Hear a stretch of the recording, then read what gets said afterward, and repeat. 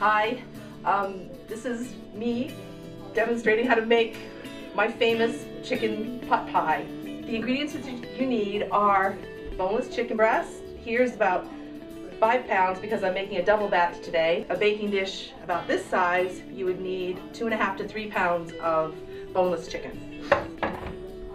You also need chicken broth. I have a huge container of fresh made stock that we made here at the house. You need just a bag of mixed vegetables, and then you need some biscuit mix to make the topping. To get started, all you need to do is poach the chicken. Dump all your chicken into a pot and then cover it with the chicken broth. Is to get your chicken covered and then have it cook pretty gently in this poaching liquid.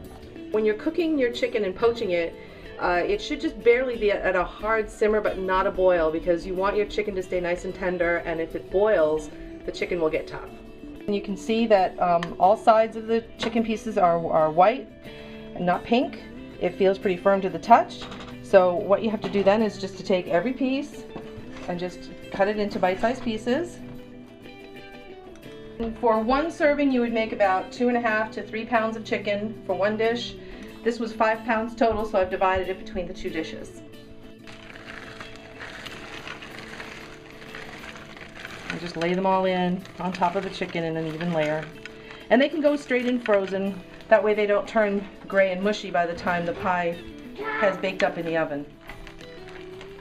What I'm doing here is I'm getting ready to make the roux, which will be the thickening for the gravy. To get a nice thick gravy, I typically use 1 tablespoon of flour and 1 tablespoon of butter for every 1 cup of liquid. Now each of those baking dishes will take about 4 cups of sauce.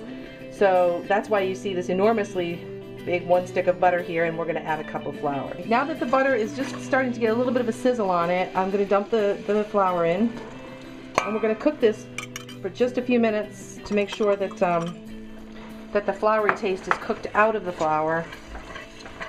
And I switched over to a whisk to make sure that eventually we get a nice smooth sauce. Okay, now that the roux has cooked for a few seconds, you start adding your chicken stock in. Now this is the chicken stock that I used to poach the chicken. The sauce is like this. You can make it as thick or as thin as you like, depending on your tastes. I'm just going to start ladling it into the dishes. And just covering the vegetables and the chicken. For each baking dish topping, I need 4 cups of baking mix, or you can use a pie crust, whatever you like. I happen to like to use biscuit mix. So that's 4 cups of mix and then about a cup of milk. I have a little bit more here because depending on the day, depending on how well I measure my 4 cups, it may you may need a little bit more. Here's my dough, just really formed enough to work with. And the idea with a biscuit dough is to work with it as little as possible so that it stays nice and tender. I'm just covering it with a little bit of flour to make it a little easier to roll. And there's my rectangular shape there. Put a little flour on your pin. And just roll it gently as you can, kind of keeping that rectangular shape till it's about 9 by 13. Now that it's about the size that we need, I'm just going to gently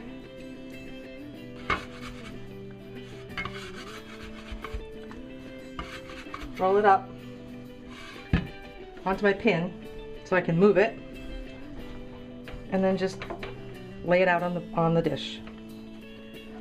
Tuck it in, smooth it out. There you go. I just brushed some milk on, and this will help it to brown more evenly. It's going to go into a 350-degree oven, and it will bake until the crust is brown, until the filling is bubbly. Okay, it's been about 45 minutes, and it might take a little longer depending on your oven, but you essentially want it to look like this when it's finished.